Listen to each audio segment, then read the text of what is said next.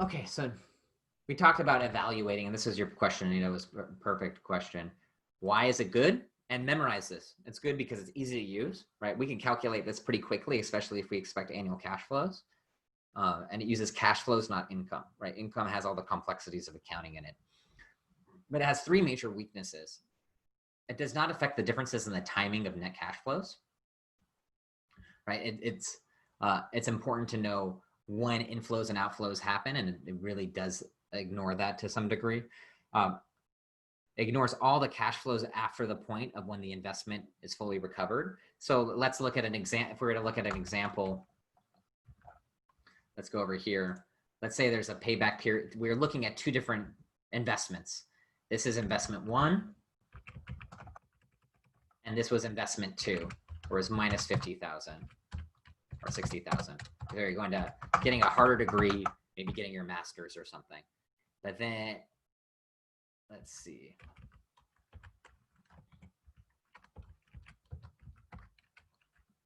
And so it would take us, let's see, 240. This. That's better. And then, so this would take us an extra year using this example, but let's say we knew that getting that better degree would increase our income to 120,000 a year afterwards. So in this decision, we would say that this took us 6 years. This took us 7 years. So if we were just used to this payment decision, this payback method, we would make this decision, even though maybe this job gets us $1 million afterwards, right? So this has another limitation of the payback period. Finally, it ignores the time value of money, which we talked about in detail. So just be careful in evaluating the payback period that you're aware of all of these weaknesses. So next we're going to talk about accounting rate of return. So let's compute the accounting rate of return and explain its use. And so the accounting rate of return is your annual after-tax net income divided by your annual average investment. So now we're going back into actual accounting metrics, right? We're not looking at cash flow anymore. We're looking specifically at net income based on our financial statements over our annual average investment. And so how do we calculate the average annual investment? It's just our beginning book value plus our ending book value divided by 2.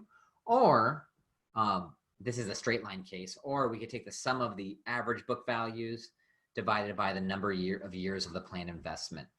And so this is just an important differentiating factor because we can calculate averages in a lot of different ways. These are just 2 examples, but ultimately you're going to determine the average that works best for you in your investment decision. Any questions I give you are going to be related to this annual average investment using the straight line method. Just be aware that there's these other methods too.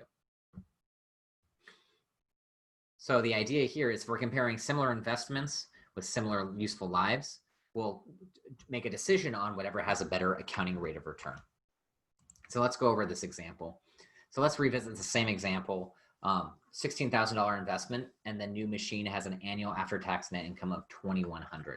We're not talking about cash flows anymore. We're saying the after-tax net income is $2,100. Let's go do it in our slides, right? Our slides. Just go over a tab to accounting rate of return. And so our annual after-tax net investment is $2,100. Our annual average investment is $8,000. How did we get that $8,000? I calculate it down here. So this is your average investment. Best calculation. This average investment calculation, 16,000 is our beginning. Our ending is 0. So our total is both of these added up. B7 plus B8, 16,000. We divide it by 2 to get our 8,000. And so our 8,000 is our average investment. Our annual after-tax net income is $2,100. This number will be given to you. If you're actually doing it in business, you have to determine what you expect it to be. And then you can find your average accounting rate of return. Is this the division of these two? The 2,100 divided by the 8,000. So relatively simple metric, you can play with this. The question here is that you just have to make sure you're able to determine the average investment calculation. And so make sure you memorize this. I'll be testing on this as well. But there are some problems with this too. So what are some of these problems? The problems are our accounting rate of return has three, are these main three. The ignoring the time value of money again. Again, this has no time value of money considerations, right? Nothing at all. It focuses on income, not cash. That's another issue, right? Where it's difficult to calculate net income. It's pretty difficult to calculate net income because we have to know all of our financial statements. A lot of times when we're making a decision, I'm not sure what my net income will be. I've had businesses I represent that are planning to make $100 million decisions to buy maybe a product for $100 million of infrastructure costs or $100 million of fixed costs of some kind. But we don't know how that's going to impact the next 10 years of income. You just know how much you're going to spend and you know how much cash you think it'll generate. But income fluctuates with taxes, it fluctuates with salaries, all these other metrics. It's pretty hard to calculate.